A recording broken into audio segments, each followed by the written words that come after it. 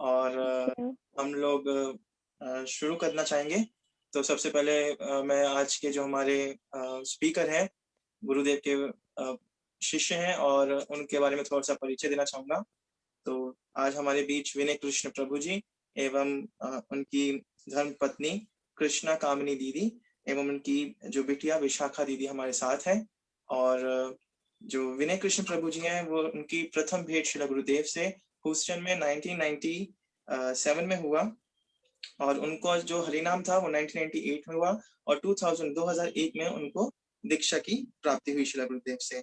अभी प्रभु जी अपने परिवार के साथ न्यू जर्सी में रह रहे हैं और वो प्रत्येक रविवार को एक नामहट प्रोग्राम का आयोजन करते हैं और उसका अटेंड करते हैं। और अभी प्रभु जी जो है वो जॉनसन एंड जॉनसन्स में काम करते हैं।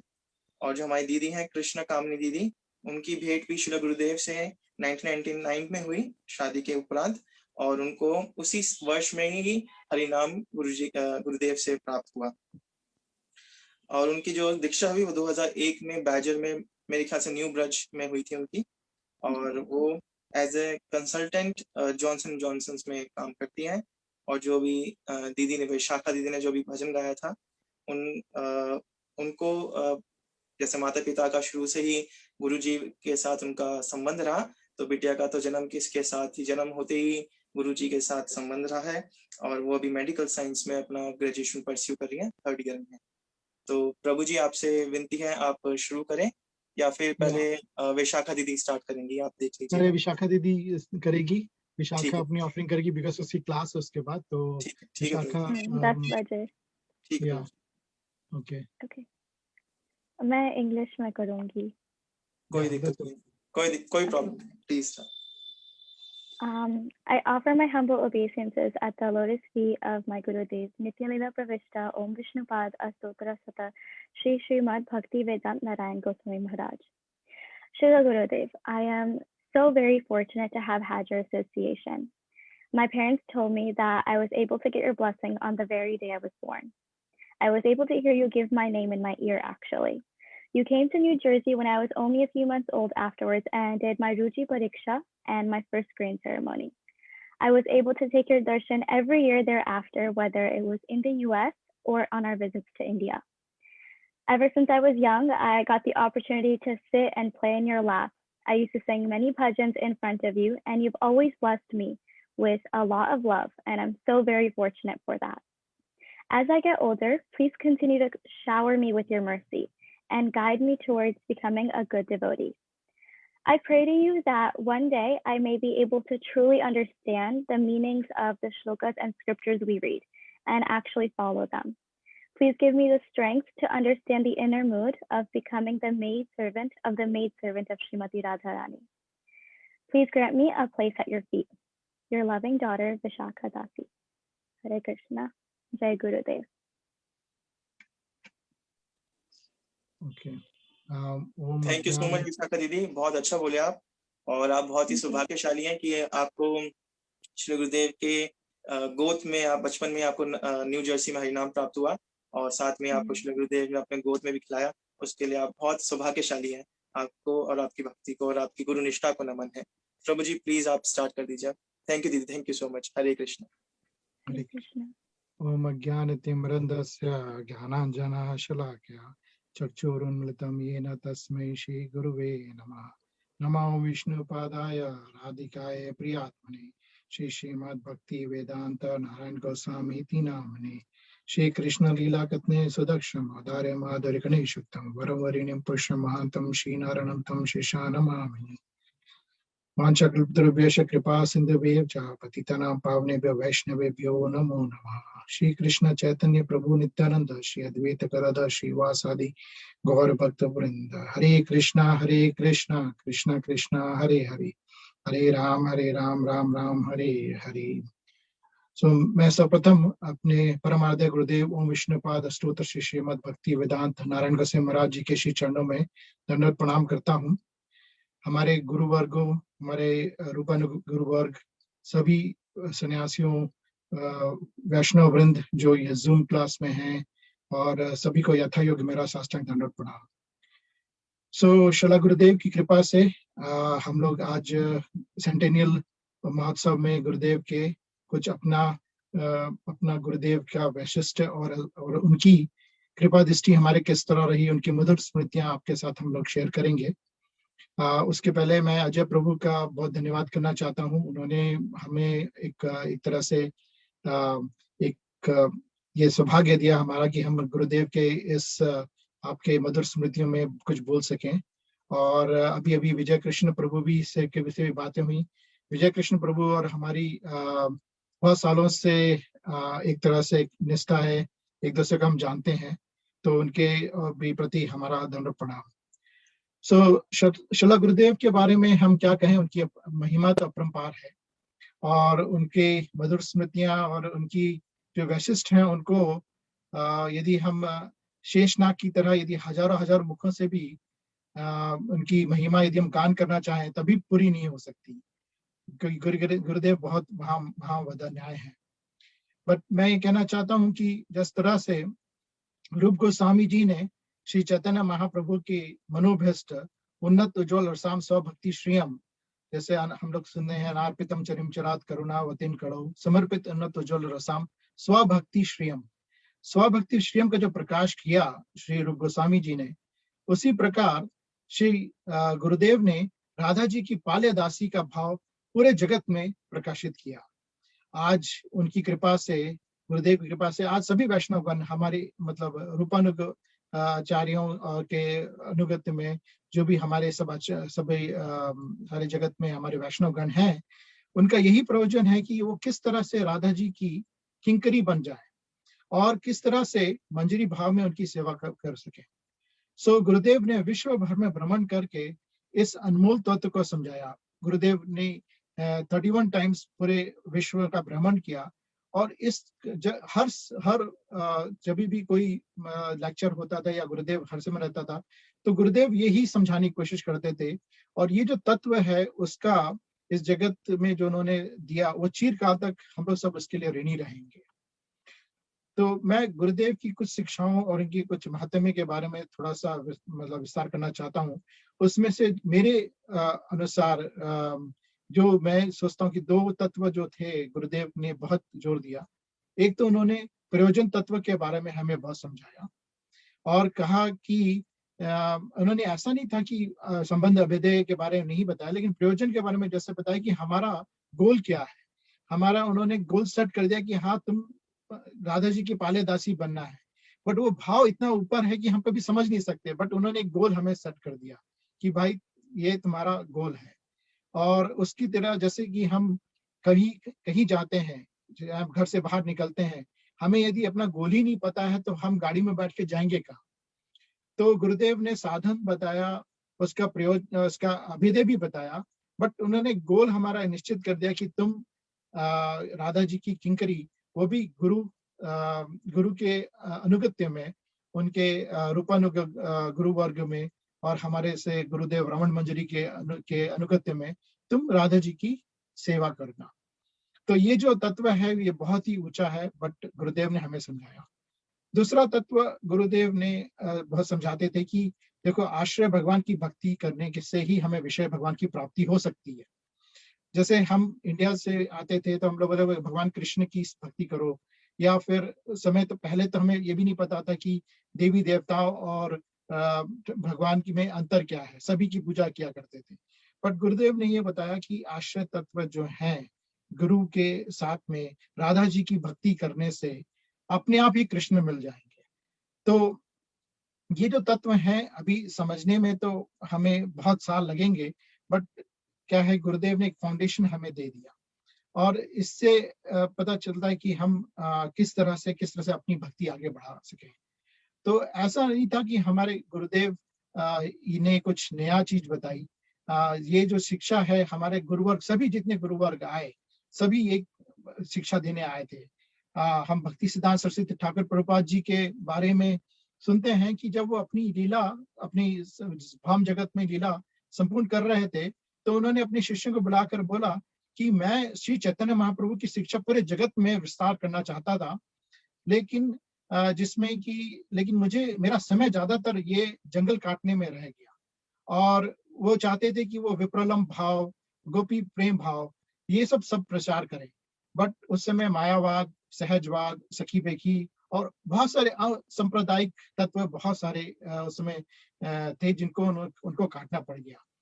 तो उनका समय बहुत ज्यादा इसी को ही फाउंडेशन बनाने में ही लग गया। हमारे उस समय वैष्णवों को लोग बड़े हीन भाव से देखते थे कि ये तो ऐसे लोग हैं जो कि केवल जब मुर्दा जाता है तो हरे कृष्णा मंत्र करते हैं। इस तरह से वैष्णवों के बहुत ही नीच भाव से देखा करते थे। हमारे परम गुरुदेव केसरी श्री भक्ति प्रज्ञान केशव गोसाई महाराज जी ने भी सिंह की तरह दहाड़ करके प्रचार किया और उनके कई उच्च कोटि वैष्णव और शिष्य हुए, जिसमें कि हम जानते हैं हमारे गुरुदेव भक्ति वेदांत नारायण गोसाई महाराज, भक्ति वेदांत वामन गोसाई महाराज, श्री भक्ति वेदांत त्रिवक्र महाराज और कई सारे प्रमुख उनके शिष्य रहे। भक्ति वेदांत स्वामी प्रभुपाद जी को भी हमारे परम गुरुदेव ने संन्यास दिया।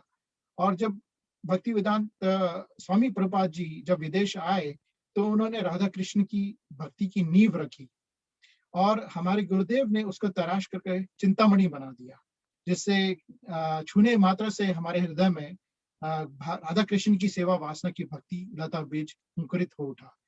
राधा कृष्ण की भक्ति का नींव डालना जो भक्ति वेदांत स्वामी महाराज जी ने रखा, मेरे ख्याल से यहाँ पे हम रह करके कुछ थोड़ा सा रियलाइज कर सकते हैं कि कितना मुश्किल था वो, क्योंकि यहाँ के लोग हर समय उनका रहना खाना पीना इस तरह से था कि जैसे 4 वैष्णवों के जो फाउंडेशनल प्रभुपाद जी बताते हैं कि no meat eating, no gambling, no illicit sex, no intoxication, ये तो चीज उनके हर दिन मतलब रेगुलर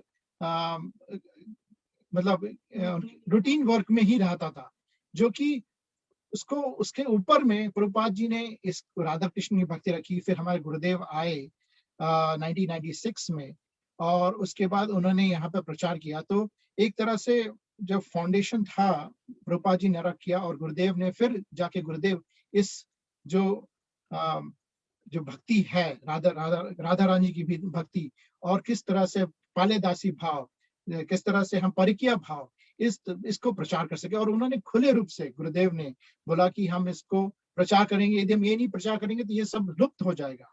तो गुरुदेव की बहुत हमारे पर कृपा है, हम उसके बहुत आभारी हैं कि वो उन्होंने हमें इस तत्व को समझाया, हम उनके शरण में आए और इस जीवन चक्र के मरण से हम जहाँ फंसे हुए थे उनसे हमें निकालने के लिए गुरुदेव हमें सदैव रहते थे। तो जैसा प्रभु जी ने बताया कि मैं गुरुदेव के दर्शन मेरे 1997 में हुए। मैं 1997 मई में ही अमेरिका आया और जुलाई की बात है। ऐसा था कि मैं जिस अपार्टमेंट कॉम्प्लेक्स में रहता था उसी में गुरुदेव की कृपा ही बोला जाए कि उसी अपार्टमेंट कॉम्प्लेक्स में विष्णु प्रभु रहते थे और हमारा घर और मेरा घर और मतलब अपार्टमेंट और विष्णु प्रभु का अपार्टमेंट को जो घर था वो आमने सामने था, मतलब आमने सामने दरवाजा खुलता था। बट कभी ऐसा मौका ही नहीं मिला कि मैं विष्णु प्रभु से मिल सकूं। एक बार बस केवल उनसे हाय हेलो हुई थी। बट गुरुदेव जब यहाँ पर आए हुए 2 महीने मुझे जैसे हुए थे, तो उस बीच में मैं ये कहना चाह रहा था कि जैसे यहाँ आते हैं, अमेरिका आया था तो हम लोग को लगा कि कोई मंदिर जाना चाहिए। तो किसी ने बताया कि यहाँ पे इस्कॉन मंदिर बहुत अच्छा है, इस्कॉन मंदिर जा सकते हैं। तो हम लोग इस्कॉन मंदिर, मैं और मेरे 2 कलीग जो थे वो लोग इस्कॉन मंदिर गए। तो वहां पर जब देखा तो राधा कृष्ण की विग्रह वहां पे थे, बड़े सुंदर थे और वहां पे प्रभुपाद जी की भी मूर्ति या विग्रह थी वहां पर। बट मुझे कुछ भी ज्ञान नहीं था कि ये कौन है। तो मेरे जो साथी थे वो जानते थे कि ये भक्ति तो करता है। तो उसने पूछा तुम ये जानते हो इनको? तो मैं बोला नहीं, मैं इनको नहीं जानता। बट उनकी कृपा मैं बोल सकता हूँ कि उसके बाद उसके 2 वीक के बाद या 1 वीक के बाद ही जब मैं अपने अपार्टमेंट कॉम्प्लेक्स से बाहर आ रहा, मैं कहीं गया था सामान लेने के लिए, और जैसे ही मैं उस अपार्टमेंट में आने लगा तो मैंने देखा कि एक कार आके रुकी और उसमें से एक साधु उतरे। तो उनको देख करके मैं उनके पास गया और उनसे बात की। विष्णु प्रभु ने बताया कि ये मेरे गुरुदेव हैं। तो मैंने उनके चरण स्पर्श किए। जैसे कि थोड़ा सा हमारे जैसे माता पिता ने हमें शिक्षा दी थी कि जैसे कोई वैष्णव साधु आते हैं तो उनके चरण स्पर्श करते हैं। तो मैंने चरण स्पर्श किया और उन्होंने फिर वो जाने लगे अपने विष्णु प्रभु के रूम घर में। तो मैंने उनसे पूछा विष्णु प्रभु से कि क्या मैं आपके घर आ सकता हूँ? तो उन्होंने बड़े खुशी से बोला कि हाँ, ज़रूर आओ। तो जैसे हमारे शास्त्रों में कहते हैं कि साधु संग सर्व शास्त्र कहे, लव मात्र साधु संग सर्व सिद्धि होय। सो जो लव मात्र जो साधु संग हुआ गुरुदेव का, उससे मेरा पूरा ही काया पलट गई, मैं बोल सकता हूँ कि गुरुदेव के दर्शन लव मात्र ही हुए थे, क्योंकि गुरुदेव वहां पर 1 या 2 घंटे ही रुके थे। बट गुरुदेव की कृपा दृष्टि मेरे पे पड़ी और मैं वैष्णव परिवार से जुड़ गया। उसके बाद श्री विष्णु प्रभु के साथ में हर सत्संग में जाया करता था। विष्णु प्रभु ने मुझे अपने छोटे भाई की तरह रखा, अभी भी प्यार करते हैं। और वो हर समय मुझे, उस समय जब मैं ह्यूस्टन में था तो वो मुझे सत्संग में ले जाया करते थे और शिक्षा दिया करते थे। मैं ये भी कहना चाहूंगा वो क्योंकि वो मेरे पथ प्रदर्शक या आत्म प्रदर्शक गुरु हैं, क्योंकि उन्हीं की सौजन्य से मुझे श्रील गुरुदेव की श्री गुरुदेव मिले। और आरती भाभी को भी मैं धन्यवाद कहूंगा इस तरह की, क्योंकि उन्होंने उस समय, जब आप बैचलर होते हो तो आपको भोजन का बड़ा मतलब चाव रहता है कि इंडिया से आप मिस करते हो, वहां पे आ रहे हो। तो भाभी बड़ी स्वादिष्ट प्रसाद खिलाया करती थी और मैं उनके से जैसे एकदम जुड़ गया उनके घर से। इस तरह से देखिए यहाँ पर आकर के हमें एक वैष्णव परिवार मिल गया, जो कि अब हम गर्व से कह सकते हैं कि हम ब्रह्म मध्व कौड़िया संप्रदाय में हैं। सो लव मात्र, जैसे हम बता रहे थे कि लव मात्र साधु संग सर्व सिद्धि होए, तो जब गुरुदेव का जो थोड़ा सा हमें लव मात्र संग मिला, उस पहले तो थोड़ा सा था कि हम पूजा पाठ करते थे, बट ये पता नहीं था कि एकनिष्ठ भक्ति क्या होती है, देवी देवताओं की भक्ति करने के साथ साथ हम कृष्ण या विष्णु तत्व की भक्ति कैसे करेंगे, सब कुछ की भक्ति किया करते थे।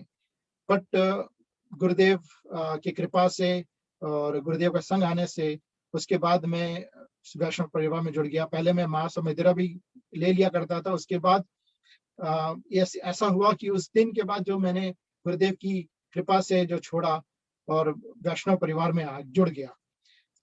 2 दिन बाद विष्णु प्रभु बोले कि मेरे समय मुछें थी, तो मतलब विष्णु प्रभु बोले कि वैष्णव मुछ नहीं रखते, तो मैंने मुझे भी काट दी। तो इस तरह से मतलब साधु और उनके भक्तों की कितनी कृपा से सब कुछ आपका चेंज हो जाता है। तो उसके बाद कुछ महीनों बाद मुझे वर्जीनिया जाना पड़ा जॉब के लिए, बट मैं कुछ महीने ह्यूस्टन में उस समय रहा। फिर 1998 में जब गुरुदेव अपने तीसरे साल जब विश्व प्रचार के लिए आए, ह्यूस्टन आए, तब मैं गुरुदेव के पास फिर से ह्यूस्टन आया और सब फिर गुरुदेव ने मुझे हरि नाम दे दिया उस समय। और उस समय भागवत सप्ताह का कार्यक्रम था ह्यूस्टन में। विष्णु प्रभु और आगे बाकी के भक्तगणों ने वहां पर भागवत सप्ताह का कार्यक्रम रखा था। तो गुरुदेव अपनी भागवत कथा में एक बार कथा सुना रहे थे कि अक्रूर जी किस तरह से कृष्ण और बलराम को वृंदावन से मथुरा ले जा रहे हैं और किस तरह से गोपियां विलाप कर रही हैं। तो उस समय तो कुछ समझ आया नहीं गुरुदेव क्या बता रहे थे। बट जब कथा समाप्त हुई तो मैं गुरुदेव के पास गया और उनसे प्रश्न किया कि कृष्ण कभी वृंदावन वापस क्यों नहीं गए। तो ये प्रश्न सुन करके गुरुदेव थोड़ा हंसने लग गए और बोले कि तुम अभी साधन और भजन करो अभी तुम्हारा अधिकार नहीं है समझने के लिए, तो अभी तुम साधन भजन करो। तो मैं अभी अब सोचता हूँ कि गुरुदेव जैसे ब्रह्मा जी को सबसे पहला सबसे पहला जो उन्होंने सुना था कि तुम तप करो, उसी तरह से गुरुदेव ने भी मुझे बोला कि तुम अभी साधन भजन करो। क्योंकि ऐसा था कि भारतवर्ष में से जब कोई लोग आते हैं तो उनके दिमाग में यही रहता है कि कृष्ण तो झूठे थे। कृष्ण ने बोला था कि वो 2-3 दिन के बाद वृंदावन वापस आ जाएंगे और वो तो कभी वापस गए ही नहीं। तो ये चीज जो था वो मेरे दिमाग में थी। तो मैंने गुरुदेव से पूछा, तो उस समय गुरुदेव ने तो कुछ बोला नहीं, लेकिन कुछ सालों बाद गुरुदेव की कृपा से ये समझ आया कि ब्रजेंद्र नंदन श्याम सुंदर श्री कृष्णा तो कभी ब्रज छोड़ के गए ही नहीं, और वो उनके एक प्रकोष्ठ में उनकी नित्य लीला हर समय विद्यमान रहती है। तो इस तरह से गुरुदेव की शिक्षाएं थोड़ी सी, और उनसे जैसे प्रश्न हुए, उसी साल ब्रजमंडल परिक्रमा में जाने का अवसर प्राप्त हुआ। तो मैं अपने माता पिता को भी अपने साथ उस समय, उस बार पहली बार गोवर्धन की परिक्रमा में हम लोग सब लोग गए। हमारी एंगेजमेंट भी उसी समय 1998 में हुई। तो मैं पहले कृष्ण कामनी से मिला, फिर हम लोग ब्रजमंडल परिक्रमा में गए, और गुरुदेव की कृपा से मेरे माता पिता को भी हरि नाम दे दिया गुरुदेव ने। माता पिता भी शुरू से, मेरी माता जी हर समय भक्ति में लगी रहती थी, बट उनको भी ये नहीं था कि जो कोई बोलता था कि तुम किसकी पूजा कर लो, किसी देवी देवता की, तो वो देवी देवता की पूजा कर लेती थी। कभी बोलते संतोषी माता की पूजा कर लो, तो संतोषी माता की पूजा करती थी। कभी सभी जैसे होता है इंडिया में कि आप शंकर जी की पूजा कर रहे हो, किसी भी चीज, गणेश जी की पूजा कर रहे हो, तो वो हर समय ऐसा करती थी। लेकिन हमारे घर में पूजा पाठ का माहौल था। तो गुरुदेव से मिलते साथ ही मेरी माता जी बहुत ही प्रसन्न हुई, और उनको लगा कि चलो आज मेरे सही में सदगुरु मिल गए। और उन्होंने वहां से फिर माता पिता ने हरि नाम लिया, और वहीं पर फिर कुछ सालों बाद उन्होंने वृंदावन में ही घर कर लिए हम लोगों ने। तो इस तरह से हमारा मतलब अ, इस भक्ति में हम लोग की आगे बात बढ़ी। फिर 99 में गुरुदेव की कृपा से हम लोग हमारा विवाह हुआ। अब विवाह के बाद के जो हमारे मधुर स्मृतियां हैं, अब कृष्ण कामनी आपके साथ बताएगी। फिर मैं अपने और कुछ जो गुरुदेव के साथ मेरा जो मधुर स्मृतियां हैं वो शेयर करूंगा।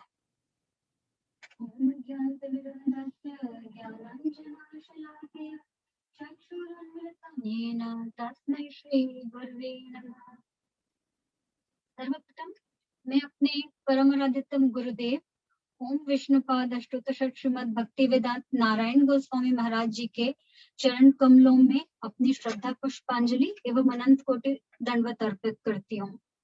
उसके बाद अपनी सारी गुरु परंपरा और सभी वैष्णव जनों को मेरा दंडवत प्रणाम।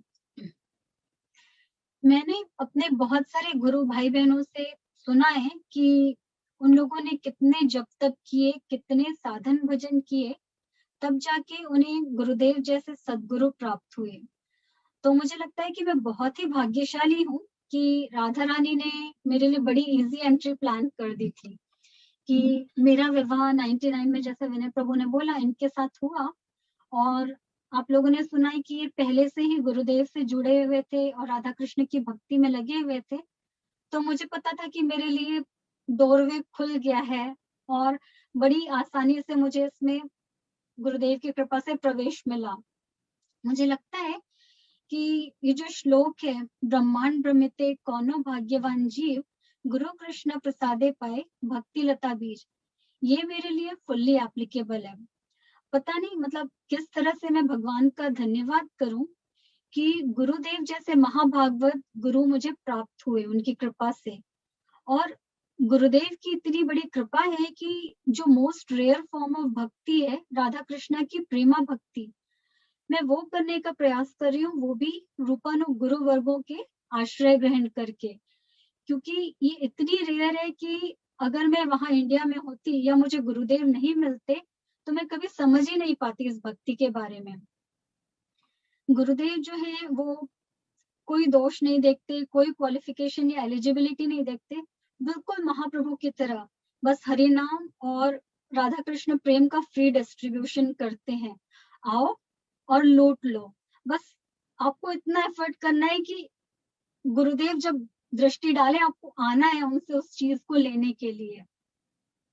मैं गुरुदेव से फर्स्ट टाइम 1999 में जब गुरुदेव अपनी वेस्ट प्रीचिंग टूर के लिए आए तब ह्यूस्टन में मिली, और तभी गुरुदेव ने कृपा पूर्वक पहली ही मीटिंग में मुझे अपने डिसाइपल के फॉर्म में एक्सेप्ट कर लिया, और उन्होंने मुझे अपना इनिशिएटेड नाम जो है कृष्ण कामिनी दासी वो दिया। हालांकि मेरी पैदाइश और पालन सभी कुछ एक ऐसे परिवार में हुआ जहाँ पहले से ही राधा कृष्ण जी की भक्ति होती थी। हमारे यहाँ तीनों टाइम आरती होना, ठाकुर जी का भोग लगना, वो एक नॉर्मल रूटीन था। इन सब के बाद भी मुझे वन पॉइंटेड डिवोशन के बारे में कुछ भी नहीं पता था। सावन में हमारे यहाँ शिव जी की आराधना भी होती थी। जब गणेश चतुर्थी आती तो 10 दिन के लिए गणेश जी को भी विराजमान किया जाता था। और उसी प्लेटफॉर्म में जहाँ राधा रानी कृष्ण है, दिवाली के समय लक्ष्मी पूजन होता था। यही समझते थे कि सभी देवी देवता भगवान सभी आराध्य हैं, सबकी पूजा कर सकते हैं। पूरी खिचड़ी बनी हुई थी, मतलब वन पॉइंटेड डिवोशन ही नहीं पता था। तो राधा दास्यम जैसे ऊंचे भाव का तो कहना ही क्या। ये तो गुरुदेव के दर्शनों का इमीडिएट इफेक्ट है कि मैं इन चीजों के बारे में जानने के लिए एलिजिबल हुई कि गुरुदेव ने मुझे एक्सेप्ट किया डिवोटी के फॉर्म में। और उन्होंने वन पॉइंटेड डिवोशन के बारे में समझाया, पाल्यदासी भाव में राधा रानी कृष्ण के बारे में बताया, संबंध अभिधेय और प्रयोजन तत्व के बारे में बताया, और बड़ी कृपा पूर्वक भक्तिलता बीज का जो है हमारे हृदय में रोपण किया। मुझे बहुत ही ज्यादा खुशी है कि हम यूएस में रह करके भी ये सारी चीजें फॉलो कर पाते हैं, हम भक्ति कर पाते हैं गुरुदेव का पदाश्रय लेकर के, क्योंकि लोगों का वेस्टर्न वर्ल्ड के लिए बहुत ही डिफरेंट पर्सपेक्टिव है। उन लोगों को लगता है कि खाली ग्लिट्स एंड ग्लैम और eat drink and B Mary ये वेस्टर्न लाइफ होती है।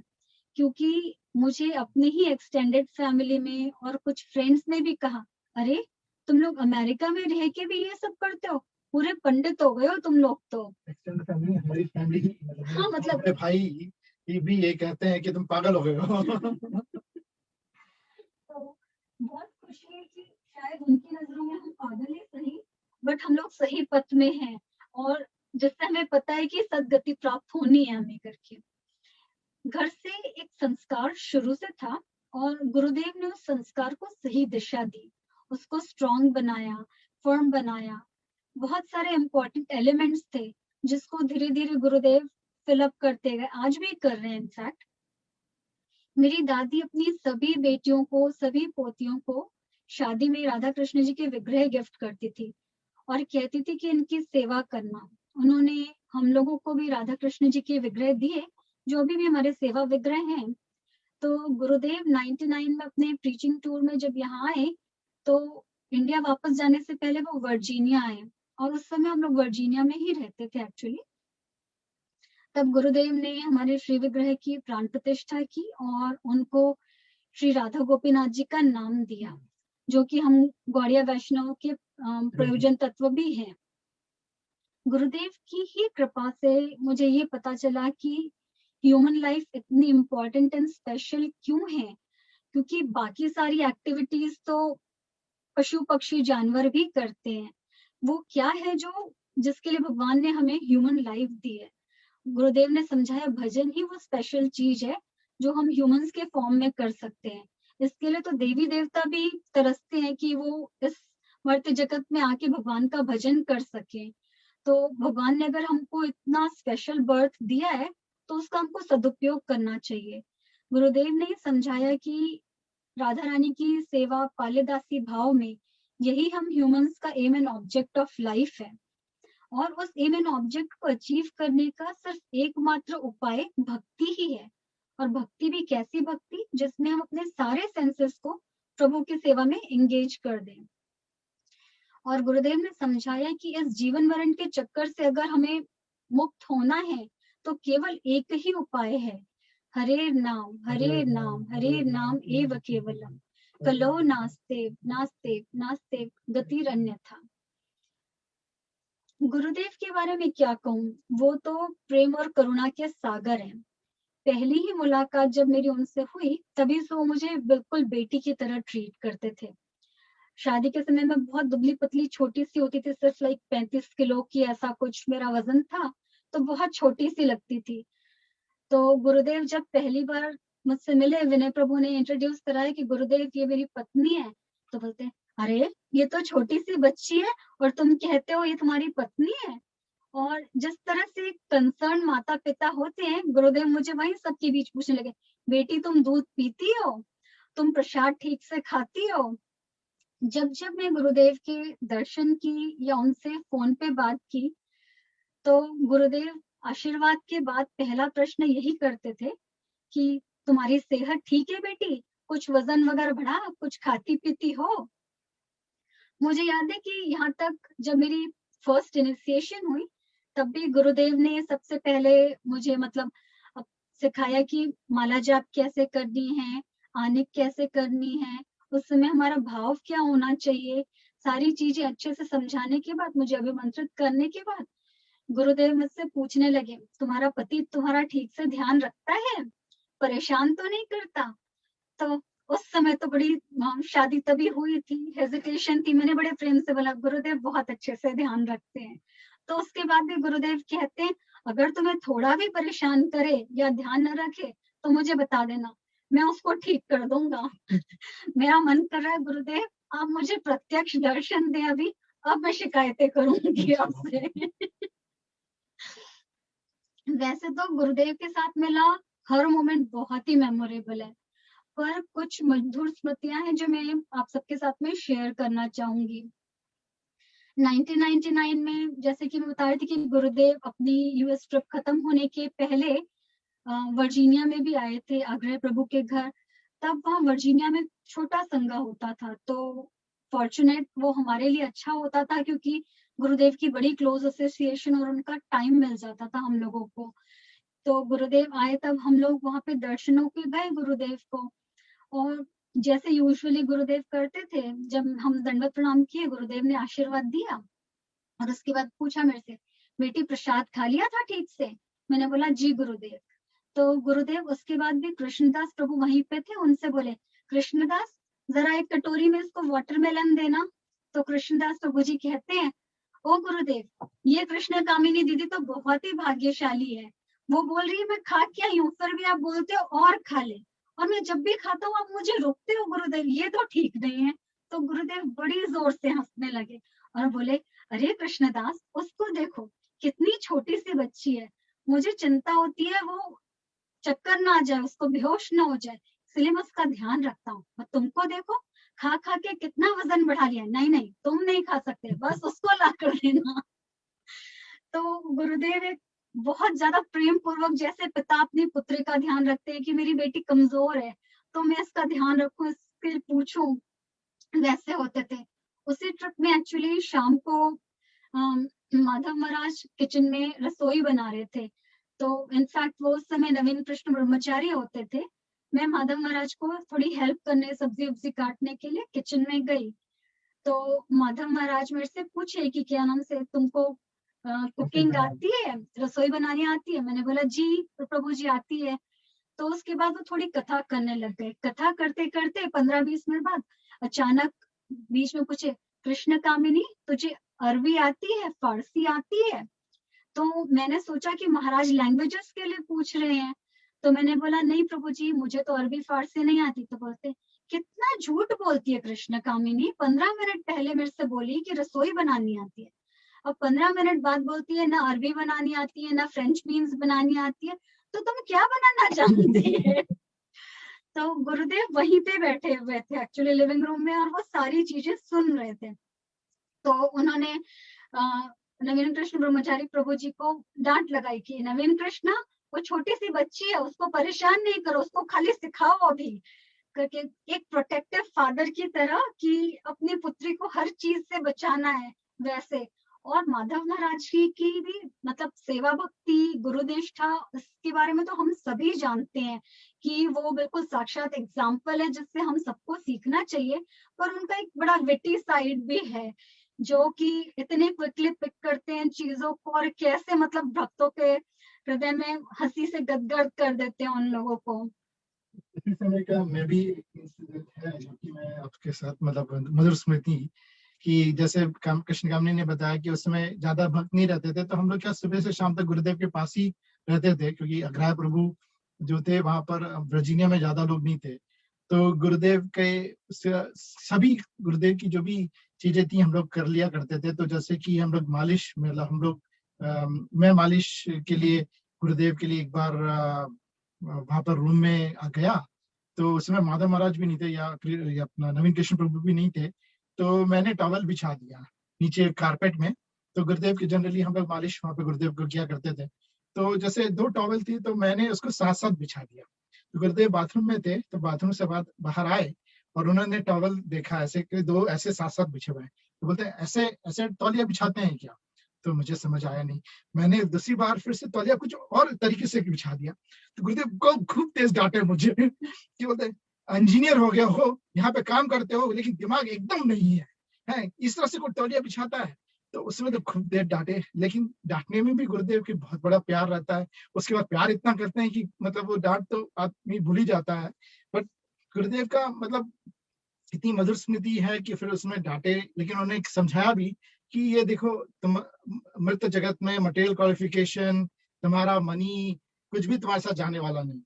जाएगा तो मेरे साथ तुम जब जो जुड़े हुए हो और जो भक्ति को जो कर रहे हो, जो तुम्हारा स्पिरिचुअल बैंक है, वही तुम्हारे साथ जाएगा। तो गुरुदेव की हर स्मृति में कुछ ना कुछ शिक्षा और प्रेम भाव बड़ा मतलब है। सो बोलो इसका। हम लोग इतने भाग्यशाली हैं कि गुरुदेव इतने बड़े महाभागवत हैं, फिर भी वो अपने भक्तों के लिए हमेशा बहुत रीचेबल होते थे कि जब भी हमेशा हमें ब्लेस करने के लिए, हमारी सिचुएशंस को संभालने के लिए, जब जब गुरुदेव को याद किया हम लोग, गुरुदेव बहुत रीचेबल कि इतने बड़े महाभागवत हैं, बट जब चाहे हम उनके पास गए तो दर्शन मिल जाते थे। कभी प्रयास किया कि फोन पे करके गुरुदेव की आवाज सुन लो, उनसे आशीर्वाद ले लें, तो गुरुदेव फोन पे भी बड़े आराम से रीचेबल होते थे।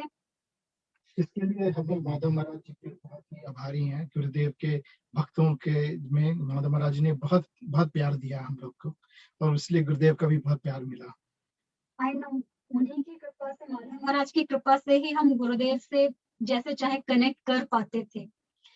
जब हमारी बेटी विशाखा भी हुई 2000 में एक्चुअली, तो उसकी बर्थ के कुछ ही समय बाद, 1 आध घंटे बाद ही हम लोगों ने गुरुदेव को हॉस्पिटल से ही फोन किया तो और बताया कि गुरुदेव बेटी हुई। तो गुरुदेव बड़े प्रसन्न हुए और उन्होंने विशाखा का नामकरण किया। विशाखा दासी नाम जो है गुरुदेव ने ही उसको दिया और उसको उसके कानों में हरि नाम दिया गुरुदेव ने।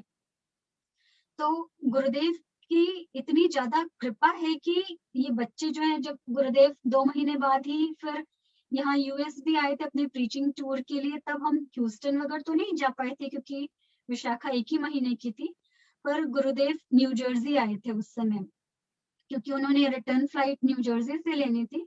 तब हम गुरुदेव के दर्शन के लिए न्यू जर्सी आए। तो विशाखा शायद 2 या 2.5 महीने की होगी, तब गुरुदेव ने न्यू जर्सी में उसका अन्नप्राशन किया और रुचि परीक्षा की। और अन्नप्राशन के लिए गुरुदेव की गोद में विशाखा, गुरुदेव की गोद में लिटाए विशाखा को, और गुरुदेव ने उसको उसके पहले ग्रेन्स दिए, अन्नप्राशन किया उसका। और उसी वक्त एक्चुअली कुछ भक्त गुरुदेव से प्रश्न वगैरह करने लगे। तो विशाखा गुरुदेव की गोद में ही है और गुरुदेव ने भक्तों के प्रश्नों का आंसर देने लगे, कथा कहने लगे। तो मुझे लगता है कि शायद 1 घंटे से भी ज्यादा हो गया होगा और विशाखा बड़े आराम से गुरुदेव की गोद में लेटी हुई है। गुरुदेव भी उसको बड़े प्रेम से खिला रहे हैं गोद में और साथ साथ में कथा कह रहे हैं। तो जब ये थोड़ी सी बड़ी भी हुई, इनफैक्ट 1-1.5 साल की भी, जब भी हम गुरुदेव के दर्शनों को जाते तो ये गुरुदेव के आसपास आराम से घूमती फिरती थी, कभी गुरुदेव की गोद में भी आ जाती थी। और गुरुदेव बड़े प्रेम से जो है बच्चों को बताते, उसको खूब अपॉर्चुनिटीज भी दिए। वो 3, साढ़े 3, 4 साल की होगी तब गुरुदेव के सत्संग में एक्चुअली सब लोगों के बीच में उसको, इतनी छोटी बच्ची को भजन गाने का अवसर भी दिया गुरुदेव ने। तब उसने गुरुदेव कृपा बिंदु फर्स्ट टाइम गुरुदेव के सामने, सब भक्तों के सामने गाया था और गुरुदेव ने उसको खूब सारे आशीर्वाद दिए। ये बच्चे शायद अभी छोटे हैं, उन लोग जानते नहीं है कि उनको कितनी अनमोल वस्तु मिली है। उन लोग, मुझे लगता है कि बहुत ही ज्यादा भाग्यशाली है कि जब से जन्म हुआ है उनको गुरुदेव के एसोसिएशन में है। और उन लोगों को हर समय ये वेस्टर्न वर्ल्ड में है, स्कूल जाते हैं, कॉलेज जाते हैं, बहुत सारी चीजों का एक्सेस है, बहुत सारी डिस्ट्रैक्टिव चीजें दिखती है लाइफ में। बट मुझे पूरा विश्वास है कि गुरुदेव जो है अपने बच्चों का ध्यान रखेंगे और इनको इन सब चीजों से बचा करके सही मार्ग में लगाए रखेंगे। जैसे जैसे बड़े होंगे बच्चे, आई एम श्योर ये लोग भी समझेंगे कि उन्हें कितनी अनमोल चीज गुरुदेव के रूप में मिली थी शुरू से ही। एक और इंसिडेंट मेरे को याद आता है, शायद 2002 या 2003 का होगा, जब गुरुदेव का फेस्टिवल लेक वॉशिंगटन में हुआ था। तो गुरुदेव की आफ्टर फेस्टिवल रिटर्न फ्लाइट जो थी न्यू जर्सी से ही थी। हम लोग भी फेस्टिवल में गए थे गुरुदेव के एसोसिएशन के लिए, और वहां गुरुदेव ने बड़ी कृपा करके हम लोगों के घर आने का आग्रह जो है स्वीकार कर लिया कि अपनी फ्लाइट से पहले गुरुदेव आएंगे घर भी हम लोगों को ब्लेस करने। तो गुरुदेव आए, एक्चुअली उनको पता भी था, हालांकि जब गुरुदेव आएंगे तो ईस्ट कोस्ट के सब डिवोटीज को पता चल चुका है कि गुरुदेव यहाँ आने वाले हैं हमारे घर में फ्लाइट से पहले, तो सब गुरुदेव के पीछे पीछे जाने वाले हैं। और कुछ ही घंटे हैं गुरुदेव के पास, तो बट बहुत बिजी हो जाएगा, इतने सारे लोग होंगे, तो सबकी लालसा रहती है कि गुरुदेव के दर्शन मिले, उनके मुख से कुछ हरि कथा सुने, तो बड़ा बिजी और टायरिंग हो जाएगा गुरुदेव के लिए। बट सिंस गुरुदेव अपने बच्चों के लिए सिर्फ खुशी देखते हैं, तो उन्होंने बोला कोई बात नहीं, हम आएंगे फिर भी। और सच में ही एक्चुअली गुरुदेव को फॉलो करते करते काफी सारे भक्त आ गए थे, मुझे लगता है 35-40 भक्त हो गए होंगे उस समय घर में। और हम भी गुरुदेव से कुछ घंटे पहले ही पहुंचे थे घर एक्चुअली।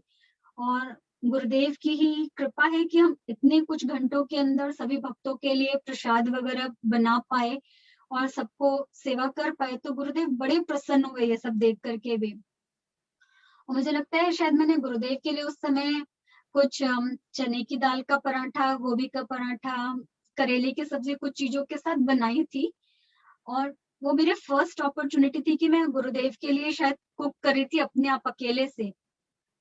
तो थोड़ा मन में घबराहट भी थी, क्योंकि मुझे पता भी है कि माधव महाराज जी बहुत स्पेसिफिक हैं कि इसी तरह से बनाना है गुरुदेव का। पर गुरुदेव तो कृपा के सागर हैं, तो उन्होंने प्रसाद लिया और उनको बहुत अच्छा लगा। तो गुरुदेव ने मुझे खूब सारा आशीर्वाद दिया कि तुम बस ऐसे ही अच्छा अच्छा प्रसाद बना करके ठाकुर जी का भोग लगाते रहो और तुम्हारे सारे अनर्थ, सारी त्रुटियां माफ है करके।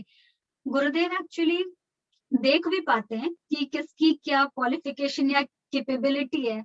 मैं और किसी चीज के लिए सक्षम तो हूं नहीं, तो गुरुदेव ने इसलिए मुझे प्रसाद सेवा के लिए ही बोला कि हाँ तुम ये करना बेटी करके। प्रसाद से ही रिलेटेड एक और इंसिडेंट याद आता है कि हम लोग एक बार ह्यूस्टन में फेस्टिवल था, तब हम गुरुदेव विमला दीदी के घर पे रुके हुए थे। तो हम लोग सारी लेडीज जो है मिल करके विमला दीदी के किचन में रसोई बना रहे थे, और बनाते बनाते हम लोग सारे भजन में लगे हुए थे। और गुरुदेव एक्चुअली हुआ कि वहां से पास कर रहे थे, हम लोगों ने रियलाइज भी नहीं किया गुरुदेव वहां से पास कर रहे हैं, और हम लोग भजन में लगे हुए थे। और बड़ा कोइंसिडेंस कि हम लोग उस समय वही भजन गा रहे थे, गोविंद दामोदर माधवेति, गोविंद दामोदर माधवेति, गोविंद दामोदर माधवेति, गोविंद दामोदर माधवेति। तो गुरुदेव ने देखा उनकी सारी बेटियां ठाकुर जी की भजन और भोजन सेवा में लगी हुई हैं। ये देख के गुरुदेव बहुत प्रसन्न हुए और अपने आप ही किचन में आके गुरुदेव बोले अपनी सारी बेटियों को बोलो वृंदावन लेके जाऊंगा। और हम तो बड़े खुश गुरुदेव के मुख से ये सुनकर। गुरुदेव के पीछे पीछे ये सारे प्रभु जी लोग भी वहीं आ गए थे, तो बड़ी उत्सुकता से सबने पूछा और प्रभु जी हम बेटों को, तो हंसने लग गए एकदम। गुरुदेव कुछ बोले नहीं, बस हंसने लग गए। मुझे तो वैसे भी लगता है गुरुदेव अपनी बेटियों को ज्यादा प्यार करते हैं, इसलिए ये आशीर्वाद बेटियों को ही मिला था। मुझे वैसे भी पता है कि गुरुदेव ने जब प्रॉमिस किया है कि गुरुदेव लेकर जाएंगे, तो वो डेस्टिनेशन तो हमारा सेट हो गया है। गुरुदेव की वाणी अटल है, वो तो होगी, मैं नहीं जानती कब, बट बस होगा। ये गुरुदेव की प्रॉमिस है तो पूरा होना ही होना है। मैं बहुत बहुत आभारी हूँ गुरुदेव की, और मुझे पूरा विश्वास है कि गुरुदेव कभी भी मेरा हाथ नहीं छोड़ेंगे। वो हमेशा मुझे मार्गदर्शन देंगे, हमेशा सही दिशा पे लगाए रखेंगे। नहीं जानती कब, बट मुझे ये पता है मैं अपने डेस्टिनेशन पे जरूर पहुंचूंगी, क्योंकि गुरुदेव मेरे गुरु हैं और गुरुदेव ने मुझे प्रॉमिस भी किया है कि वो लेकर जाएंगे। तो और गुरुदेव स्वयं कहते हैं कि जब तक तुम वहां नहीं पहुंचोगे मैं बार बार आऊंगा, बार बार आऊंगा। तो वो डेस्टिनेशन मिलना तो तय है। देखिए हमारे ऊपर कितने हाँ, साधन कितना साधन हम करते हैं और कब होगा वो तो गुरुदेव ही जानते हैं। इंडिया में जन्म होने और पलने बढ़ने के बाद भी मैंने चैतन्य महाप्रभु का सिर्फ नाम सुना था। हालांकि मैं कलकत्ता भी बहुत दफे गई अपने बचपन में, क्योंकि मामा वहां रहते थे मेरे। तो लेकिन महाप्रभु का सिर्फ नाम ही सुना था। उनकी महिमा के बारे में कुछ नहीं जानते थे। ये नहीं जानते थे श्री कृष्ण चैतन्य राधा कृष्ण नाहे अन्य, कि स्वयं भगवान श्री कृष्ण ही जो है राधा रानी का भाव और उनकी अंग कांति लेकर के कलयुग में अवतरित हुए हैं अपना स्वभक्ति श्रेयम को स्टैब्लिश करने के लिए। ये इतना ज्यादा इनकंसीवेबल है हम लोग के लिए, एक मटेरियल वर्ल्ड में रहने वालों के लिए, चीज समझ पाना कि राधा रानी का भाव और अंग कांति लेके भगवान श्री कृष्ण का इस मर्त्य जगत में आना जीवों के उद्धार के लिए बहुत ही इनकंसीवेबल है। महाप्रभु की जो महिमा है, कृष्ण की अघटन घटन पटियसी शक्ति है, ये सब मटेरियली कंसीव कर पाना इम्पॉसिबल है। और गुरुदेव की कृपा है कि हम लोग ये सब कथाएं जो हैं भगवान की, महाप्रभु की, उनकी मधुर लीलाएं जो हैं गुरुदेव के मुख से सुने, आज भी उनके टेप्स ऑडियो लेक्चर्स के माध्यम से सुन रहे हैं और उनके ग्रंथों से पढ़ने का प्रयास कर रहे हैं, ताकि हमारा जन्म सफल हो सके। ये जो ह्यूमन लाइफ मिली है हम लोगों को, इसका हम सदुपयोग कर सके, इसलिए गुरुदेव ने कितनी सारी अरेंजमेंट्स किए हम सबके लिए। यदि गुरुदेव की कृपा नहीं होती तो इन सब चीजों से बिल्कुल ही अनभिज्ञ होते, बिल्कुल दूर दूर तक कोई कनेक्शन ही नहीं होता हमारा। गुरुदेव से मैं अंत में यही प्रार्थना करती हूँ कि गुरुदेव मुझे इतनी सक्षमता दे, मेरे साधन भजन को स्ट्रेंथ दे कि भक्ति विनोद ठाकुर जी का जो भजन है, देखते देखते भूले वो वा कबे निज स्थूल परिचय, उसी फॉर्म में मैं भी अपना ये स्थूल परिचय बोल करके अपने नित्य स्वरूप को जान करके राधा रानी के पाल्यदासी भाव में सेवा कर पाऊं। और आपका जो सबसे इम्पोर्टेंट इंस्ट्रक्शन है गुरुदेव, अन्याभिलाषिता शून्यम ज्ञान कर्मादि अनावृतम आनुकूल्येन कृष्ण अनुशीलनम भक्तिरुत्तमा, उस इंस्ट्रक्शन का पालन कर पाऊं।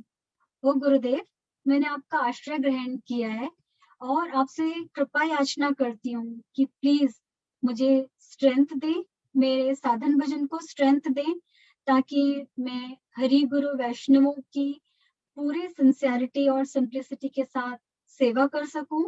और गुरुदेव कृपा करके मुझे अपनी शरण में रखना, मुझे सेवा में लगाए रखना। आपकी कृपा से ही जो हम ह्यूमंस का, हम जीवों का गोल है, वो मुझे मिल पाएगा। गौर प्रेमानंदे। जय जय श्री गुरुदेव। दीदी दंडवत प्रभु जी। हाँ दीदी, जैसे आपने बताया कि आपने गुरुदेव के लिए जब दाल के परांठे और गोभी के परांठे बनाए, तो आपने ये सब तो बताया कि आपको बहुत अच्छा लगा, पर आपने ये नहीं बताया कि गुरुदेव ने आपको क्या फीडबैक दिया। गुरुदेव इतने कृपावान हैं कि उन्होंने एक्चुअली, हम लोग अपने माता पिता से भी फोन पे बात करवाई, तो गुरुदेव ने भर भर के मुझे आशीर्वाद दिया कि तुम्हारी बेटी बहुत अच्छी है, उसने इतना सुंदर प्रसाद बना करके मुझे और इतने सारे भक्तों को खिलाया। और मैं इसको आशीर्वाद ही बोलूंगी कि गुरुदेव ने उसके बाद इंस्ट्रक्ट किया कि शाम की फ्लाइट के लिए ये ऐसे वाले पराठे फिर से बना के रखना हमारे लिए। तो इससे बड़ा फीडबैक मैं क्या मानूं प्रभु जी। नहीं, ये तो बहुत अच्छी बात है। और इसके बाद आपको फिर कभी मौका मिला गुरुदेव के लिए, गुरुदेव को सर्व करने का? जी जी प्रभु जी, एक्चुअली हम लोग जब जब फेस्टिवल्स में जाते थे, मैं प्रयास करती थी कि कुछ गुरुदेव के लिए प्रसाद सेवा मिल पाए। और गुरुदेव एक्चुअली एक बार न्यूयॉर्क भी आए थे, तब वो पांडे प्रभु जी के घर पे रहे थे, पर प्रसाद सेवा में हम सारे ही लगे हुए थे गुरुदेव की। गुरुदेव बड़े प्रेम से जानते थे कि हम किस चीज के लिए सक्षम है, तो वो सेवा गुरुदेव अपने आप बड़े प्रेम से देते थे। तो मैं बहुत बहुत आभारी हूँ गुरुदेव की इस चीज के लिए। मैं जानती नहीं कितने जन्म लूंगी, किस फॉर्म में लूंगी, बट हर जन्म में मैं गुरुदेव की कोटि कोटि शुक्रगुजार रहूंगी और प्रार्थना करती रहूंगी कि गुरुदेव मुझे लगाए रखना बस आप। मैं अभी कुछ अपनी और थोड़ी सी स्मृतियाँ आप लोगों के साथ शेयर करना चाहूँगा। तो जैसे कि बता रही थी कामना कि फिर गुरुदेव हम लोग कोशिश करते थे, हमारा गुरुदेव की कृपा ही थी कि जब भी हर साल जब से गुरुदेव यहाँ वर्ल्ड टूर में आते थे अपनी प्रीचिंग के लिए, हम लोग उनके या तो ह्यूस्टन जाते थे या तो बैजर जाते थे या फिर गुरुदेव ईस्ट कोस्ट में आते थे। तो गुरुदेव का संग मिलता रहता था या फिर हम परिक्रमा में जाते थे। एक बार 2006 की बात है, गुरुदेव की फ्लाइट यहाँ पर न्यूयॉर्क से थी। तो गुरुदेव ने अचानक ही हमें पता चला कि गुरुदेव यहाँ आना चाहते हैं कुछ दिन पहले कि विश्राम करके गुरुदेव की फ्लाइट कभी कोई बहुत मतलब जैसे डायरेक्ट फ्लाइट थी इंडिया की तो बहुत बड़ी हो जाती है, तो गुरुदेव थोड़ा सा रेस्ट करना चाहते थे। तो बट यहाँ आ रहे थे तो हमने गुरुदेव से प्रार्थना की, गुरुदेव हमें एक दिन का ये मौका दीजिए कि हम एक दिन का प्रोग्राम कर सकें। तो गुरुदेव ने मर्सीफुली हमें बोला कि ठीक है, एक दिन तुम लोग प्रोग्राम कर सकते हो। बट एक दिन का फेस्टिवल करना और उसमें एकदम कम समय में सब कुछ अरेंज करना बड़ा ही मतलब मुश्किल हो रहा था। बट गुरुदेव की कृपा से ये हुआ कि वो समय वो डॉक्टर पांडे प्रभु के स्टैटन आइलैंड न्यूयॉर्क में उनके यहाँ रह रहे थे। तो हम वहीं आसपास कोई जगह देख रहे थे कि गुरुदेव को यहाँ कहाँ पर हमारा उनका जगह मिल जाए। तो गुरुदेव की कृपा से एक हमें मंदिर पास में ही मिल गया जिसका रेनोवेशन हो रहा था। तो मंदिर पूरा है, तो रेनोवेशन जो था वो मतलब था तो मंदिर पूरा बंद था, मतलब कि एक तरह से उनकी पूरी फैसिलिटी जो थी वो हमें मतलब मिलने की उम्मीद ऐसी लगी।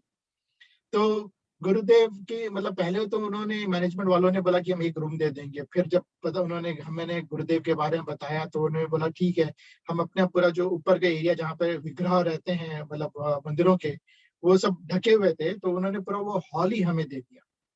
तो पहले हम सोचे कि एक दिन के प्रोग्राम में कितने लोग आएंगे, 50 से 100 लोग भक्तगण आ सकते हैं।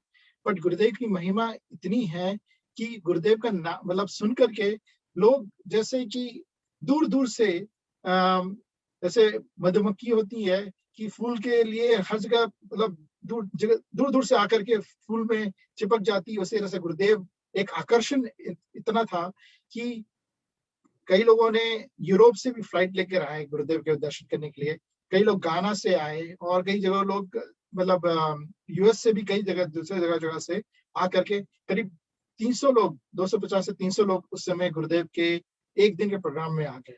और गुरुदेव की कृपा से इतना अच्छा प्रोग्राम हुआ, गुरुदेव बड़े प्रसन्न हुए कि हम लोगों ने गुरुदेव के लिए एक छोटा सा फेस्टिवल बोल सकते हैं उनके लिए अरेंज कर पाए और सबके लिए प्रसाद सेवा की भी हमने वहाँ पे अरेंजमेंट किया। गुरुदेव की कृपा है कि ऑलमोस्ट 300 भक्त हो गए थे और सिर्फ 4-5 लोगों ने मिलकर इतना सारा प्रसाद बना पाए थे हम लोग उस समय। हाँ, प्रसाद सेवा में कामना कृष्ण कामिदासी और कई सारे भक्तों ने बहुत सेवा करी वहाँ पर। तो गुरुदेव की कई सारा का प्यार और आत्मीयता इतनी थी कि हम लोग अभी रियलाइज नहीं कर पाते हैं, बट उनका असीम प्यार हर भक्तों के ऊपर है। जैसे कि हम बता रहे थे कि जब भी वो अमेरिका आते थे तो हम लोग गुरुदेव के दर्शन करने आते थे, तो कभी कभी समय बहुत ज्यादा हो जाता था तो उत्सुकता बहुत ज्यादा होती थी गुरुदेव से मिलने का, क्योंकि कई महीने हो जाते थे गुरुदेव को बिना देखे हुए। तो गुरुदेव की उत्सुकता में कभी कभी ऐसा होता था कि गुरुदेव को देखते साथ ही कई दिनों बाद देखने के बाद मैं उनसे जाकर दौड़ कर लिपट जाया करता था। तो गुरुदेव कुछ नहीं बोलते थे, केवल हंस दिया करते थे, क्योंकि वो इतना प्यार करते थे हमसे कि ऐसा प्रतीत ही नहीं होता था कि वो महाभागवत हैं और हमारा केवल अधिकार उनके चरणों को धो धो करके उनका चरणामृत ही पीने का अधिकार है और कुछ भी नहीं है। बट गुरुदेव की आत्मीयता इतनी ज्यादा थी कि उन हमारे कुछ त्रुटि को भी वो अनदेखा कर देते थे। उसी प्रकार एक बार के समय की बात है कि मैं गुरुदेव के दर्शन करने के लिए गया और जैसे मैं आ रहा था तो मैं माला कर रहा था, तो मेरे हाथ में माला झूली थी और मैं गुरुदेव के रूम में गया और गुरुदेव को देख करके मैं एकदम साष्टांग प्रणाम करने लग गया। तो मेरे हाथ में माला झूली थी और गुरुदेव ने ये देख करके एकदम बोला मुझे कि देखो तुम्हारे हाथ में माला झूली है और तुम साष्टांग प्रणाम करोगे तो माला झूली नीचे टच हो जाएगी, छू जाएगी। तो इससे ऐसा करो कि माला झूली या तो तुम किसी ऊपर जगह पे, अच्छी जगह पे रख दो या अपने सर के पीछे रखो, जिससे कि माला का अपमान ना हो। तो गुरुदेव ने ये शिक्षा उसी समय दी कि नाम और नामी में कोई अंतर नहीं है और भगवान ने अपनी सर्व शक्तियां जो है वो नाम में डाल दी है। जैसे हम शास्त्रम में चैतन्य महाप्रभु का दूसरा श्लोक है कि नाम नाम कारी बहुधा निज सर्व शक्ति। तो गुरुदेव अपनी हर बात पे ये चाहते थे कि हमारा कल्याण हो, हमसे कोई अपराध ना हो। तो गुरुदेव ने बड़े प्यार से उस समय समझाया कि बोलते हैं ना, राम से बड़ा राम का नाम। तो गुरुदेव की कथाएं बड़ी प्यारी हैं, मतलब जो कभी कभी वो राम कथा सुनाते थे। एक बार की हमें याद है कि वो ह्यूस्टन में गुरुदेव राम कथा सुना रहे थे और गुरुदेव के मतलब सुनाते सुनाते वो इतने भावुक हो गए कि उनकी आंखों से आंसू निकल गए और हमारा पूरा जो वहां पर लोग थे सब रोने लग गए गुरुदेव के साथ में।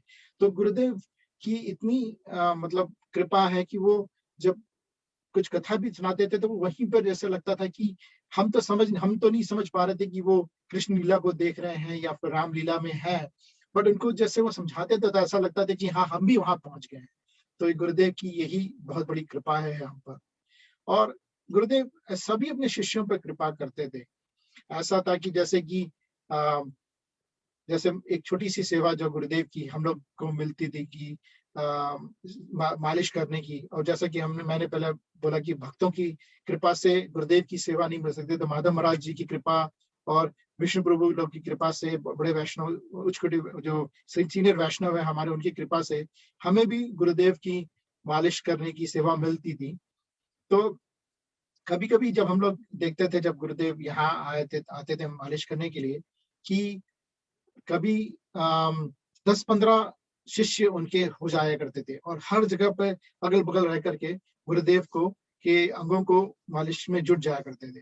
तो ऐसा लगता था कि गुरुदेव ने अपने आप को एक्सपैंड कर लिया है कि आओ जितने भक्त हैं सब सेवा प्राप्त कर सकते हो।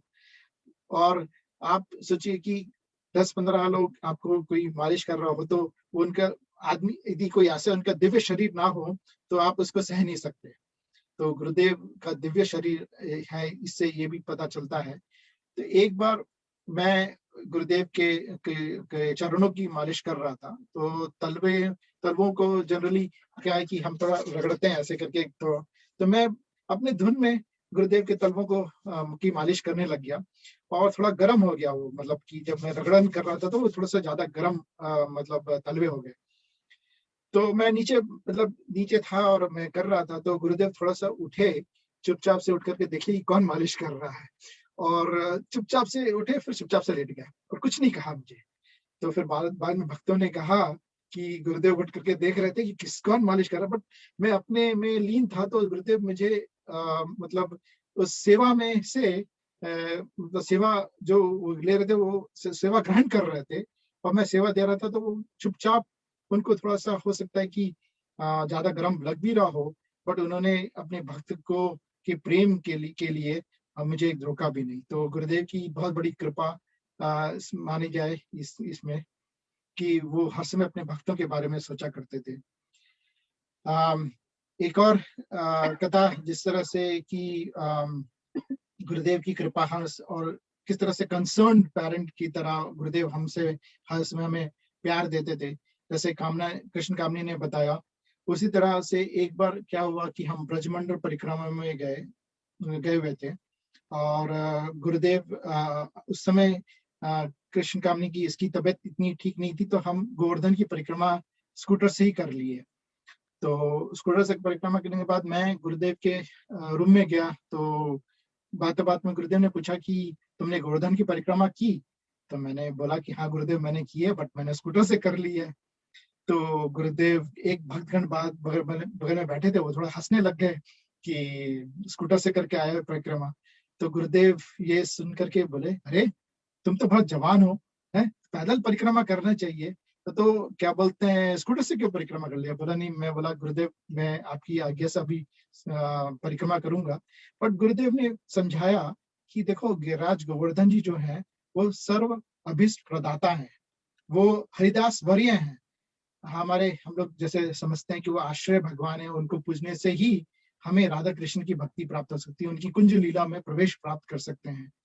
तो गुरुदेव हमारा हर समय उचित समझने के लिए किस तरह से हमें आश्रय भगवान की कृपा मिल सके, इस तरह से गुरुदेव ने हर समय हमें आज्ञा दी और मार्गदर्शन करते थे। तो फिर गुरुदेव की आज्ञा से फिर मैं उसी रात को परिक्रमा गिरिराज गोवर्धन की परिक्रमा पैदल के लिए गया।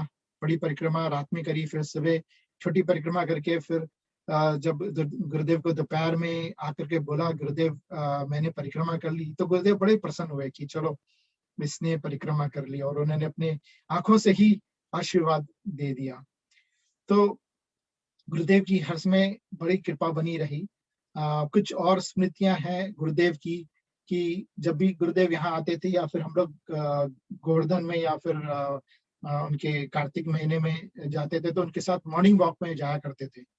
तो मॉर्निंग वॉक में इतना ऐसा था कि हम लोग सुबह सुबह उठ करके गुरुदेव तो उनकी तो दिनचर्या सभी जानते ही हैं, हम लोग की दिनचर्या डिफरेंट होती है, बट गुरुदेव उस समय मॉर्निंग वॉक में करीब 5:30-6 बजे निकल जाया करते थे। तो गुरुदेव मॉर्निंग वॉक में जाकर के जब भी थोड़ा सा चल करके बीच में रुकते थे और भक्तगण उनसे पूछा करते थे कुछ प्रश्न, जो उनके जो भी जिसको कुछ डाउट हो तो गुरुदेव से उस समय पूछ लिया करते थे। तो उसी में एक इंसिडेंट ये है कि गुरुदेव से किसी भक्तगण ने पूछा कि गुरुदेव क्या हम एकादशी के दिन में अन्न का भोग लगा सकते हैं? तो कोई अमेरिकन डिवोटी थे तो उन्होंने ये पूछा, तो गुरुदेव ने बोला कि हाँ हाँ क्यों नहीं, हम ठाकुर जी को तो हम अन्न का भोग लगा सकते हैं, और अच्छा भोग बनाओ और ठाकुर जी को भोग लगाओ, लेकिन उस दिन तुम उसको ग्रहण नहीं करना, उसको तुम नेक्स्ट डे ही ग्रहण कर सकते हो एज ए पारण या द्वादशी के दिन पर। तो मैं भी वहीं पे था, तो मैं अपने मन में सोचने लगा कि मैं जब हम लोग जब भोग लगाते हैं गुरुदेव को, सॉरी ठाकुर जी को, तो उसके बाद हम उसी भोग को फिर गुरुदेव को प्रसाद देते हैं।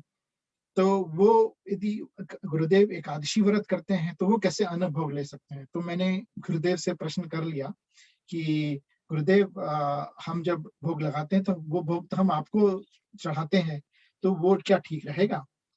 तो गुरुदेव उस समय एक लाइन में मुझे जवाब दिए जिसका मुझे उस समय तो समझ आया नहीं, बट उन्होंने बोला कि तुम गुरु और हरि में अंतर क्यों समझते हो?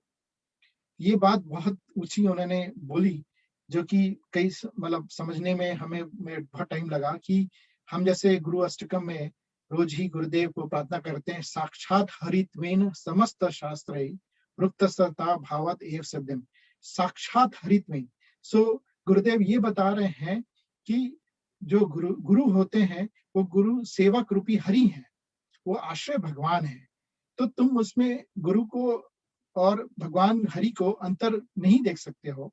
जब गुरुदेव हर समय जैसे इनकी लीला हर समय रहती है, रमन मंजरी के रूप में वो हर समय विद्यमान है, और अपने इस रूप में भी हमें सिखाने के लिए वो सब कुछ कर रहे हैं, हमें दिखाने के लिए कि हाँ एकादशी व्रत करना चाहिए, एकादशी पालन करना चाहिए। मुझे तो ये भी कभी भी याद है कि जब हम गुरुदेव की मालिश करते थे तो कभी वो सरसों तेल, कभी हम लोग गुरुदेव की कभी मालिश करते हैं सरसों तेल से पैरों की, लेकिन जब एकादशी रहती थी तब वो सरसों तेल नहीं यूज कर सकते हैं। तो एक दो बार ऐसा हुआ कि कुछ भगवान हम लोग जैसे थे जिनको ध्यान नहीं रहता था तो वो सरसों तेल रख लेते थे, और गुरुदेव एक बार ऐसा हुआ मेरे सामने कि उन्होंने सरसों तेल से नाक में वो गुरुदेव लगाते थे, तो सरसों तेल डाल दिया, तो उसके बाद पता चला कि उनको आज एकादशी है, तो बहुत गुरुदेव थोड़ा नाराज हुए कि देखो पालन करने के लिए वो शिक्षा दे रहे हैं हमें कि किस तरह से एकादशी का पालन करना है, बट गुरुदेव हरि के समान हरि नहीं है, हरि के समान ही है। तो इस तरह से शिक्षाएं गुरुदेव की हमें बहुत प्राप्त होती रही। इसी तरह से हम हर साल गुरुदेव के दर्शन करते रहे। 2010 कार्तिक में जब गुरुदेव अपनी अस्वस्थ लीला कर रहे थे, तब मैं भी आया था गुरुदेव के दर्शन करने के लिए।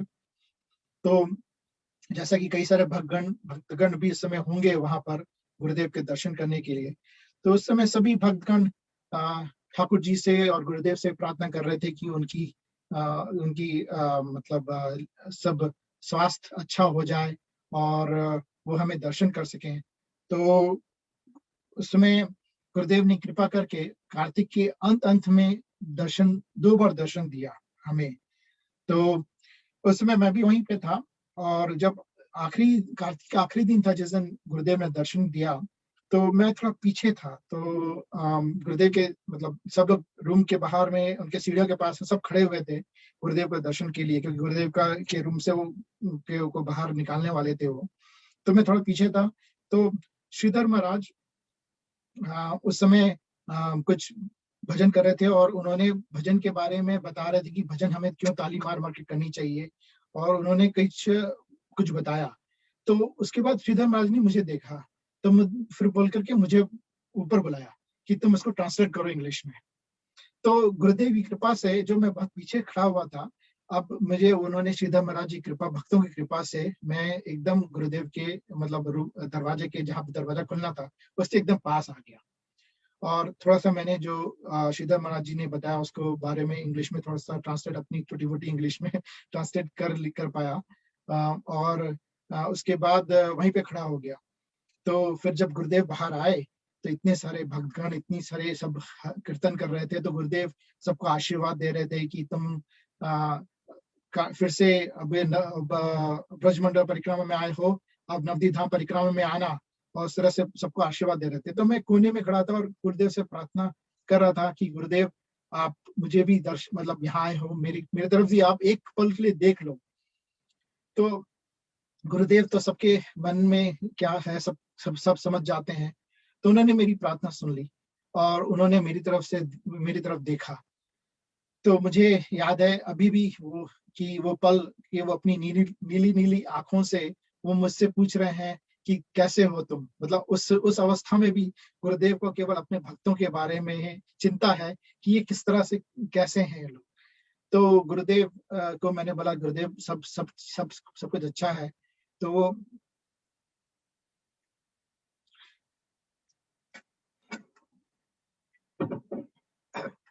गुरुदेव उसमें फिर वो अंदर चले गए। तो इस तरह से गुरुदेव की बहुत सारी मतलब स्मृतियां हैं कि किस तरह से वो हमसे प्यार करते थे। 2017 में मेरी माताजी भी का मतलब, वो जैसे मैंने बताया कि वो भी भक्त थी। तो माता पिता हर समय वृंदावन में ही रहने लग गए, और गुरुदेव की मतलब से ही शिक्षा और दीक्षा प्राप्त किया उन्होंने। और अभी भी मेरे पिताजी वृंदावन में रह रहे हैं। हरिकांत प्रभु गुरुदेव के मतलब कृपा से हमारे पिताजी के साथ हैं।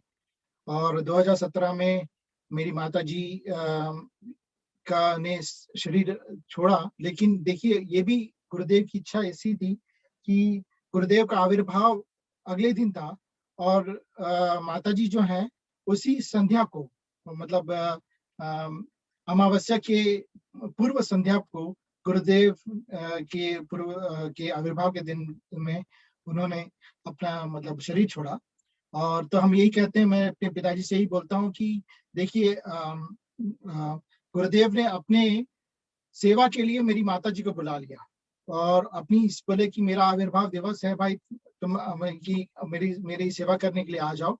तो इस तरह से हमारे पूरे परिवार को गुरुदेव ने बड़े अच्छे से जोड़ लिया, और हमें इसे ब्रह्म मध्व गौड़ी संप्रदाय से जोड़ करके हमारे माता पिता, मेरी पत्नी, बेटी सब पे कृपा करी, और सबको अपना शिष्य बना लिया, और हमें इस पारमार्थिक वैष्णव संप्रदाय से जोड़ दिया।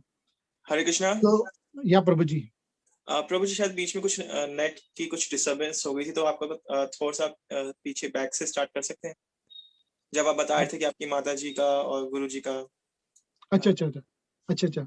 तो मैं ये बता रहा था कि मेरे माता जी 2017 को गुरुदेव के आविर्भाव दिवस की पूर्व संध्या, मतलब कि उस समय 1970 में 27 को गुरुदेव का आविर्भाव दिन था और 26 की रात को मेरी माता जी ने शरीर छोड़ा था। तो मैं यही बोल रहा हूँ कि गुरुदेव ने इतनी कृपा करी कि मेरी माता जी को भी इस तरह से कि अपनी सेवा में बुला लिया कि मेरा आविर्भाव दिवस है तो तुम आ जाओ मेरी सेवा करने के लिए। तो उसी एक रात पहले ही मेरी माता जी ने 2017 में अपना शरीर त्यागा।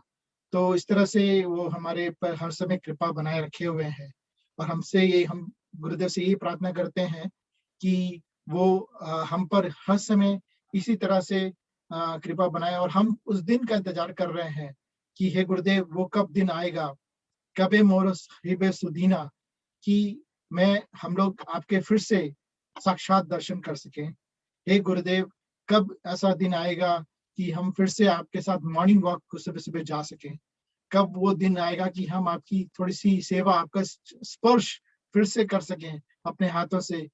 और कब वो दिन आएगी कि आपके श्रीमुख से हम फिर से हरि कथा सुन सकें। और कब वो दिन आएगा कि हम जब गुरुदेव हरि कथा के बाद जाया करते थे तो हम लोग सब मिलकर के गाया करते थे, गोविंद दामोदर माधवेति, गोविंद दामोदर माधवेति, गोविंद दामोदर माधवेति, गोविंद दामोदर माधवेति। सो गुरुदेव ने हमें कई सारी शिक्षाएं दी हैं और हम उनके से कृपा के उसके लिए फिर से प्रार्थना कर रहे हैं कि वो उत्तम भक्ति जो हमें देने के लिए आए और उन्होंने सरलता से हमें समझाया उसका हम अनुसरण कर सकें और हम अपने प्रयोजन तत्व के अनुसार अपनी एक समय ऐसा आए कि हम गुरुदेव के अनुगत्य में श्री राधा रानी की सेवा कर सकें। जैसे गुरुदेव हर समय अपने प्रवचनों में ऐसे कृष्ण कामनी ने बता ही दिया कि गुरुदेव इस श्लोक को, जो भक्ति रसामृत सिंधु का ये श्लोक है, वो हर समय बताते थे क्योंकि वो बताना चाह रहे थे कि हाँ ये उत्तमा भक्ति है, अन्य अभिलाषिता शून्यम ज्ञान कर्मादि अनावृतम अनुकूलेन कृष्ण अनुशीलम भक्ति उत्तमा। तो ये उत्तमा भक्ति किस तरह से करना, उसको गुरुदेव ने बड़े विस्तार से हमें समझाया, एक एक शब्द को मतलब तोड़ करके बताया कि अनुकूलीन ही का क्या अर्थ होता है, अन्य अभिलाषा और अन्य अभिलाषिता में क्या अंतर है। तो इस तरह से गुरुदेव की छोटी छोटी बातें इतनी मतलब हम पर कृपा करने के लिए उन्होंने समझाया कि हम कुछ सीख सकें इस जीवन में। और अंत में मैं यही प्रार्थना करना चाहता हूँ कि हर समय हमें कृपा दृष्टि बनी रहे। जैसा ये श्लोक हम लोग जानते हैं कि श्याम सुंदर शिखंड शेखर स्मेर हास मुरली मनोहर राधिका रसिक माम कृपा निधे स्व प्रिया चरणम किम करो। सो जैसे हमारे भक्तगण, हमारे प्रभु जी लोग भी कहे हैं कि यदि श्याम सुंदर भी आ जाएं तो उनकी हम बड़ाई करके ये बोलें कि आप तो बड़े अच्छे हो, शिखंड शेखर हो, मुरली मनोहर हो, बट उनसे यही कृपा मांगे ना है कि हमें राधिका जी की किंकरी बन जाए। तो यही कह करके हम ये कहना चाहते हैं कि गुरुदेव का हर समय हम पर कृपा बनी रहे और हम किस तरह से गुरुदेव की सेवा करते हुए रूप गोस्वामी के अनुगत्य में, गुरुदेव के अनुगत्य में राधा जी की किंकरी करके उनकी सेवा प्राप्त कर सके। गौ प्रेमनंदे हरि हरि बोल। वांछा कृपा कृपा सिंधुभ्यो पतितानां पावनेभ्यो वैष्णवेभ्यो नमो नमः। चलो गुरुदेव की जय। बहुत बहुत धन्यवाद प्रभु जी का कि प्रभु जी ने अपना समय दिया डिस्पाइट ऑफ टाइमिंग डिफरेंसेस।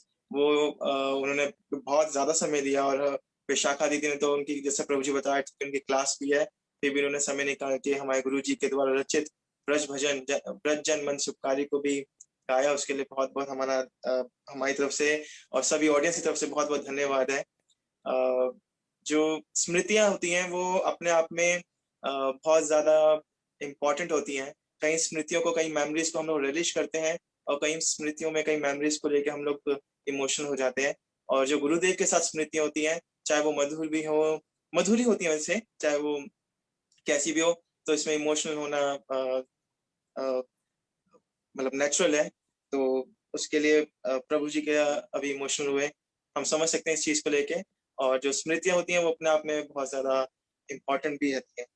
तो प्रभु जी के ऊपर तो कृपा बनी हुई है। सबसे पहले श्री श्री राधा नील माधव जी ने तो कृपा करी कि जिनकी वजह से उनको एक भक्त का संग मिला, विष्णु प्रभु जी का संग मिला, और उन जरूर चैनल के माध्यम से पहले भगवान, फिर भक्त, और फिर उसके बाद गुरुदेव का उनको आश्रय मिला।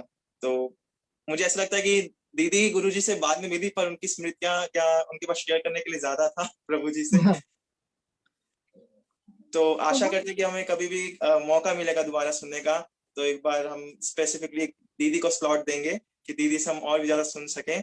और प्रभु जी के साथ, आपके परिवार के साथ सुन के हमें एक चीज और लगी, आपने सिर्फ स्मृतियां नहीं शेयर करी अपनी, साथ में जो एक डाउट थे, बहुत बड़ा डाउट रहता है कि कैसे भाई अगर हम भगवान को एकादशी पे अन्न का भोग ऑफर कर सकते हैं, तो हम क्या गुरु को ऑफर कर सकते हैं? तो एक डाउट होता है जो हर कोई पूछने में हिचकता है।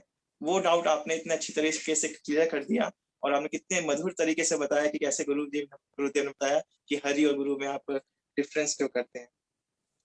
और गुरुदेव की तो ये विशेषता ही थी कि गुरुदेव कृपा मूर्ति तो थे ही, पर साथ में, जैसा आपने बताया, कि वो प्रेम मूर्ति भी थे। वात्सल्यता तो गुरुदेव में बहुत ज्यादा थी गुरुदेव में। और ये आपने नहीं, अभी जो स्मृतियों में और भी जो पहले जो गुरु सेवक या गुरु भक्त आए, उन सब ने भी गुरुदेव की इस पर्टिकुलर जो एक इम्पोर्टेंस थी कि वात्सल्यता, कि वो कैसे किस प्रकार हर इंडिविजुअल को उनके बारे में, उनके परिवार के बारे में, उनकी सेहत के बारे में पूछते थे, चाहे कितने साल बाद वो मिलते हो।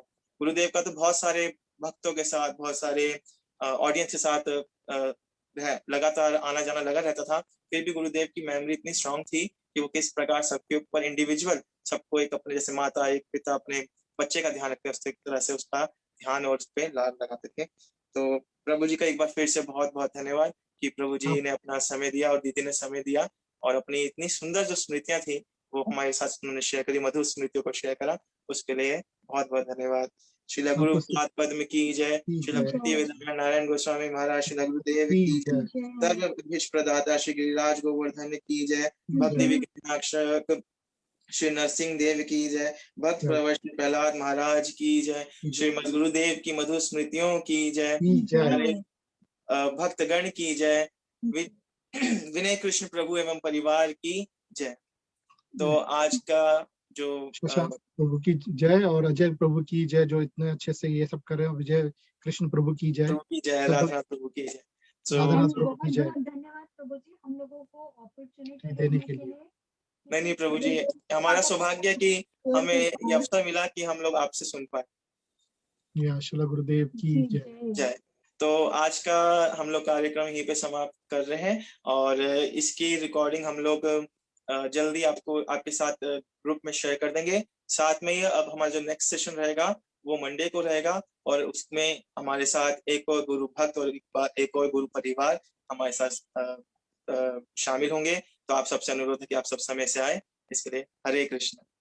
हरे कृष्णा, धन्यवाद प्रणाम। जय जय श्री राधे, जय जय श्री राधे, जय श्री राधे। हरे कृष्ण।